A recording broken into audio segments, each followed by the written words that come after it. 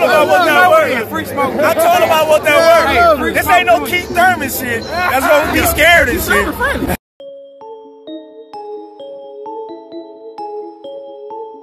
What's going on, you guys? Steven Espinoza comes out and gives, quote unquote, the truth as to what happened in the failed negotiations between Errol, the Truth, Big Fish, Spence Jr., and Terence Bud Crawford. Hit that like button for your boy. Give me that HBO special. That's the Help a Brother Out special. We're on the road to 100,000 subscribers. But Steven Espinoza comes out and gives his thoughts or gives his side of the story once again as to why the fight failed between Errol Spence Jr. and Terence Bud Crawford. Now, from what we know, it seemed like Espinoza wasn't fully in the know. Terence Crawford said that pretty much he was dealing with Al Heyman directly, right? But Steven Espinoza had some things to say, right?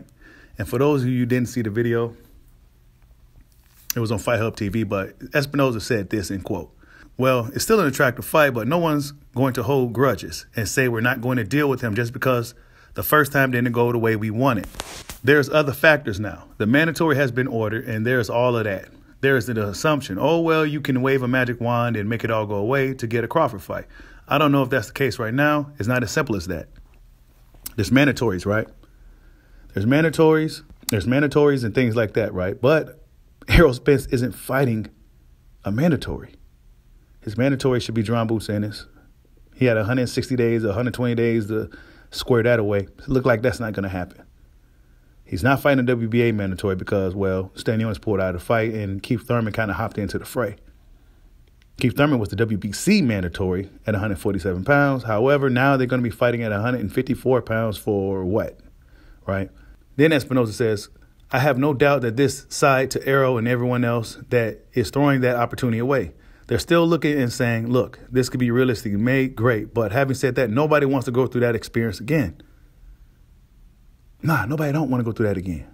It was a long, drawn-out process and to get that fight done. Long, drawn-out process. Fans are going back and forth for months. We getting this news, that news. You know, insiders coming out saying this and the networks and the fight is almost done and the networks this and, you know, but it came out in the end that the fight fell apart. It just simply fell apart. It just didn't happen, right? And fans are pointing a finger at Crawford. Fans are pointing a finger at Spence.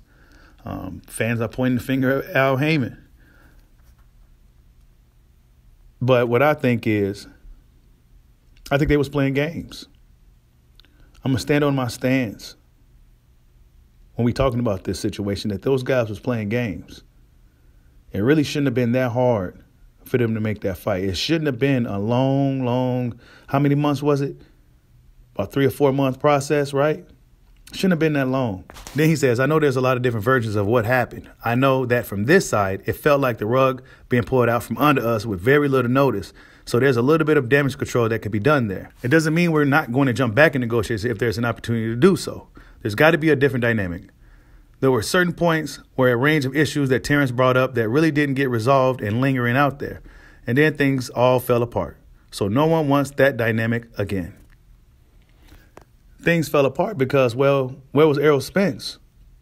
And one thing that he mentioned, things fell apart because, well, Errol Spence wasn't there, right? Errol Spence wasn't there to navigate and negotiate. I believe that Errol Spence should have been hands-on in negotiations to make sure that this fight got made. For years, he's his own boss, things of that nature, right? But those talks of him being his own boss has since died down within the past couple of years, right? We all know that Al Heyman is pulling all the strings over there at PBC, especially when it comes to Errol Spence Jr. Dan Espinoza says, so in order for this to be a productive thing moving forward, there's got to be a different way. Going about it rather than sitting there, going an inch at a time over months and months. So if this thing is going to get done, we all know what the issues are and what the basic structure is. Either people are interested or they're not. No one wants to waste any more time. So if he's interested, there's no perfect deal. I mean, it just seems like we already know Terence Crawford is about his business, right?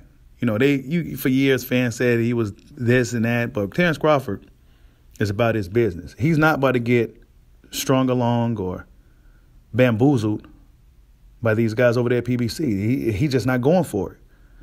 So they should already know what type of guy they're dealing with. He ain't playing no games with that, right? They got to come correct. He already agreed to the no guarantee, right? He already agreed to the no guarantee. He's a guy that usually get his money guaranteed and things of that nature, right? He's one of those guys that come from another side to where these guys got their money guaranteed on top of everything that came with the back end. But over there on PBC, they seem to do things differently. And it seemed like out of all Errol Spence's previous opponents, they all was guaranteed something. But they guaranteed Terence Crawford nothing. Errol Spence allegedly was guaranteed nothing, but how true is that? Then he says there's an old saying, a good deal is a deal where everyone is unhappy. Instead of trying to get the perfect deal, let's get the best deal we can under the circumstances. I don't want to point fingers, but if you ask this side, I think there's a lot of the dragging was due to Terrence's own ask and the timetable he was responding. It seemed like a lot of time would go by after each offer, and there was a stubbornness that dug in after certain points that we thought should have been insurmountable. So looking back, right, and we talked about it quite extensively on the original channel, Bushido Boxing, which should be back up sometime next month, hopefully, right? But Stephen Espinoza was talking really vague, all right? Like I told you, like he had his door to the ear. Like he wasn't necessarily in the negotiation room negotiating this fight. You know, it's almost like he was getting hearsay and he was hearing things from somebody else, right? He didn't seem to know exactly what was going on. And then with the phone call with him and Errol Spence, neither guy seemed to know exactly what was going on. Just chaos, right? Errol Spence, like I said before, should have been hands-on in negotiations to make that fight happen. But yet he wasn't. Then he says, I'm sure he has a different take on it, but we know what the issues are. There's nothing new. These are all issues that all big fights are based. The thing is, nobody wants to get back and be in this soap opera of weeks and weeks of negotiating. So if we're going to jump back and deal with it, then let's jump back into it and get it done quickly. Not that I'm aware of, but there are sometimes conversations going on that don't go through me. So, yeah, see, there's certain things that don't go through him. So Espinoza didn't know everything that was going on with this fight or how things were necessarily going 100% in negotiation between Terence Crawford and Team PBC, right? Then he says maybe on the PBC side or maybe with Al or TGB, but there could be some conversations there. We don't have to address the first point that much because there's been a lot of promoters and fighters that come out and say it's not unusual to fight without a guarantee. It's absolutely not. So he said it's not unusual for a fighter to fight without a guarantee. That might have been a rare occasion when a guy didn't take a guarantee. Right. But I think for a fight of that magnitude, especially if Crawford is telling Spence, like, look, man, I got these people that's willing to give us $25 million apiece, guaranteed up front. What's happening? What's going on? Right. Then he says, in fact, pay-per-view guarantees didn't come into existence until 3 years ago. So the reality is for the longest time and for the bulk of the pay-per-view business, there were very few guarantees. So now for Crawford to come in and say that I'm the first one in history not to get one, that's just factually incorrect. I can give off the top of my head 20 different fights. There have been Tank Davis fights where he didn't get a guarantee. There have been Mayweather fights where he didn't get a guarantee. So looking at that perspective is just flat out wrong. And speaking of Gervonta Tank Davis, I'm hearing rumors that his pay-per-view buys is only like 80,000 or something like that. Don't quote me on it, but this is just what I'm hearing, right? The transparency is absolutely baffling. He got that in black and white. I've seen the contract. It's there in black and white. The reality is we would have to we would have to account.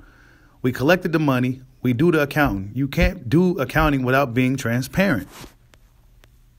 And it depends on what transparent means. To most people, transparency means I know what the revenues are. I know what the expenses are. I know what the deductions are. It's all out in the open. So in regards to the transparency issue, right? Terence Crawford said there wasn't transparency on the funds. This is what Mike Cappinger said, that he said, et cetera, et cetera. I'm not sure if that was the full reasoning for Crawford backing out and hopping in an Ivor Region fight. Because based off what he said in the interview, he was waiting for Al Heyman, and then he didn't hear no word. Al Heyman's mother got sick or something like that. Then he had no word. Then he heard what Floyd Mayweather said, that fight happened in the near future or whatever, right? And then that's when Crawford had the Averesian fight on deck, right? So you can seem like you just got to have a plan B when you're dealing with PBC, especially when it comes to Terence Bud Crawford, who they seem reluctant on even dealing with when he first left Top Rank. Tim Smith and all these guys saying that he may ask for this, then they bringing up the Kinahan situation. They doing all this stuff, right? They saying all this stuff to lead you to believe that they likely wouldn't go into this thing in good faith. And sure enough, after months and months of negotiating and fans going back and forth and fans wondering what's going on and fans talking about the insider news, the fight fell through. Then he says, that has never been an issue on this fight or any other fight that we've been involved in. If transparency means something else.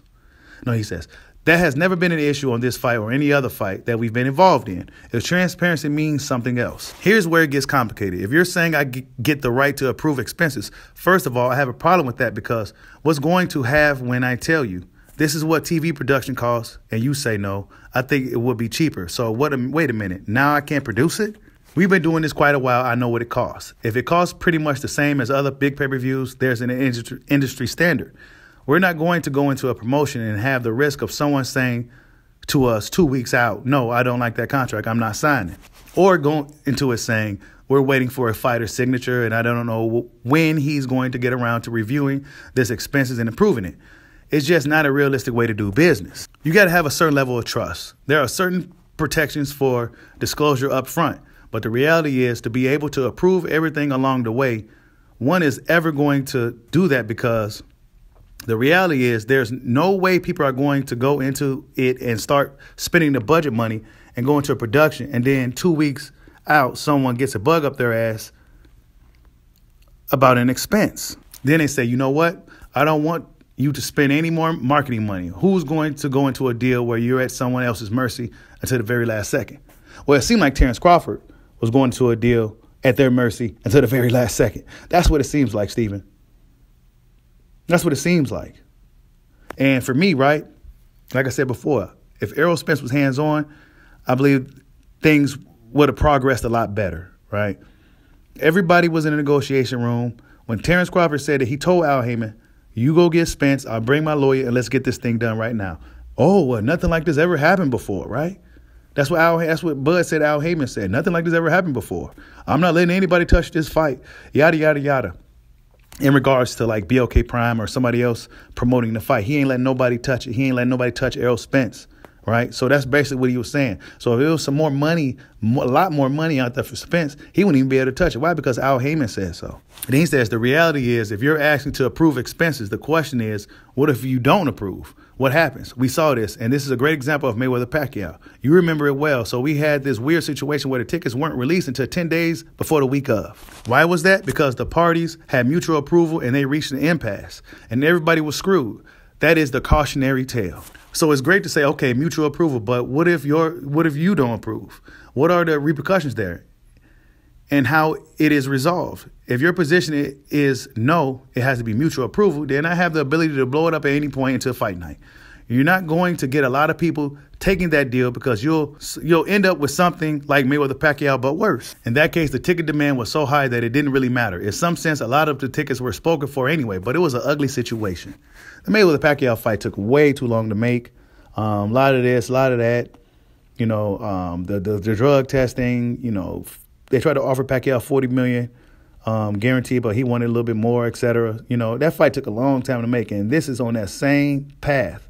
You can't be in this where someone is going to have the ultimate leverage. It's got to be, hey, if the two promoters don't agree, the network breaks the tie. Or there's got to be some way of resolving it. But saying everyone else, the fighters approve every last penny, everything grinds to a screeching halt. That's not a realistic way to make a deal. That's not a realistic way to do boxing promotion. So I'm guessing Stephen Espinoza is a boxing promoter. This is why I was telling you guys on the original channel that Stephen Espinoza is a pseudo promoter for PBC. Because Al Heyman isn't going to come out and explain anything. He's not going to come out and address anything, So Stephen Espinoza is pretty much the promoter for PBC. He says, I think that's the way it goes. It has to go. You laugh and people use the metaphor, but maybe we all need to get in the room and lock the door and spend 8 or 10 hours. If we don't have a deal, then everybody goes off and lives their life. So, yeah, that's what I said. And that's what Crawford said. Get Spence in here. You know, Spence was nowhere to be found, right? He was nowhere to be found during this whole negotiation. You didn't see him on social media, nothing. He was hiding. But this is what Crawford said that he told Al Heyman. Get Spence in here. I'll get my lawyer. We can get this thing done right now. Oh, that never happened before. So Crawford was putting the pressure on these guys in negotiations. And I'm not the most savvy guy when it comes to business, right? Or anything like that, right? I'm not the most savvy guy. I never claimed to know everything about the business of boxing. But when Crawford said that right there, that to me was a red flag. Because if he really wanted to get this thing done, he would have got it done then and there. And if we want to take the red pill on this, right? I didn't really want to go there in this video, but maybe they don't really believe Spence could beat Crawford. And they was trying to give Crawford a way to really, truly back out of the fight by essentially lowballing him. 35%, no guarantee. I don't know, you guys, right? It's just one of those things to where is it still going to happen? It seemed like it's not going to happen based off the energy from the fighters. Now, Stephen Espinoza is always optimistic about things happening. But Errol Spence and Derrick James, they don't seem to share the same energy. But just simply by him fighting Keith Thurman right now instead of Terence Crawford. If you're not going to fight a tune-up, then go right for Crawford, right? Nah, he's going to fight Keith Thurman at 154 pounds. A guy that he told everybody he wasn't going to fight no matter what. So it's just one of those things, man, where should we move past this fight? I don't think we should at this. I don't know if we should, right? I think that we came this far, right? A lot of fans are emotionally invested into this. A lot of fans are really passionate about seeing this fight. And we put a lot of energy into this fight. So I think we just see it through to the end. But it's no guarantee that it's going to happen. You know, there's no guarantee that it's going to happen. A lot of guys will have to step aside. A lot of guys will be having to wait a little bit longer for those two guys to work out a deal. Now, after Errol Spence fight with Keith Thurman, if he's successful, he has 60 days to make this thing with Crawford a reality. So I'm going to be looking at Spence to be hands-on this time in negotiations. I'm not going to read the rest of what Espinoza said. You guys get the gist of it. But I expect Errol Spence Jr. to be more hands-on into making this thing a reality. That will show me that he really wants to fight. Because if he's his own boss, he would have been there like a boss making it happen with Terence Crawford, who is his own boss now. So, yeah, we'll see, man. We'll see what happens. You know, I'm hoping that the fight could happen. I'm tired of arguing about it. I'm just tired of it. You know, I already know who's going to win the fight. Me personally, yeah, and I've been very outspoken about that. I believe that Terence Crawford is definitely going to win that fight. So, yeah, it's just a matter of when it's going to happen. You know, Errol Spence, he's a guy that things happen. Things happen to him outside the ring. Things, you know, a lot of periods of inactivity. You know, so it'll be really hard for me personally to say that he could beat Terence Crawford at this point. You know, Terence Crawford is a guy who stays in the gym. He's a guy who trains even while he's on vacation. You cut his head open, it's a boxing glove right there. So, yeah, that's just the way I see it. I hope it happens in 2023. I wouldn't hold my breath because it's just one of those things, man. And just the energy from Team Spence just don't seem like that of guys that really want to spin that block. Like, subscribe, holler at your boy. Peace out.